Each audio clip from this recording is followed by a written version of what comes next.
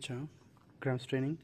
গ্রাম স্ট্রেনিং first হচ্ছে আমরা একটা ফিল্ম নিব, একটা স্লাইড নিব। স্লাইডটাতে আমরা হচ্ছে সাপ্লাইড স্পেসিমেন, যেটা গ্রাম পজিটিভ ভিতরে, গ্রাম নেগেটিভ ভিতরে, সেটা ফিক্স করব। ফিক্স করে কীভাবে, প্রথমে এটাকে হচ্ছে ড্রাই করবো এয়ারে, তারপর হচ্ছে ফ্লেমে 3 থেকে 4 বার পাসিং করে হচ্ছে আমরা এটাকে ফিক্স করে নিব। এরপরে হচ্ছে ফার্স্ট স্টেপস হচ্ছে জেনসন ভায়োলেট স্ট্রেনিং, সেটা হচ্ছে প্রাইমারি স্ট্রেনিং বলা হয়। এক্ষেত্রে হচ্ছে যখন আমরা গ্রাম পজিটিভে দিব, সেটা হচ্ছে ভায়োলেট কালার, ব্লু বা পার্পল কালার হবে। গ্রাম নেগেটিভের ক্ষেত্রে ব্লু বা পার্পল কালার হবে।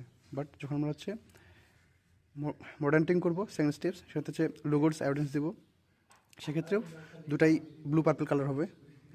বাট থার্ড স্টেজ হচ্ছে আমাদের ডিকালারেশন, সেখানে আমরা হচ্ছে অ্যালকোহল বা অ্যাসিডন সলিউশন দিব, সেক্ষেত্রে গ্রাম পজিটিভ ব্লু পার্পল থেকে যাবে। বাট গ্রাম নেগেটিভে যেহেতু থিন সেল ওয়াল পেপটোগ্লাইকান লেয়ার, সেহেতু তারা কী করবে, ডিকালারেশন হয়ে যাবে। বাট গ্রাম পজিটিভ হচ্ছে ঠিক পেপটোগ্লাইকান লেয়ার থাকার কারণে তারা হচ্ছে অ্যালকোহল বা অ্যাসিডনের যে ডিকালারেশন প্রসেসটা, সেটা রেজিস্ট করতে পারবে।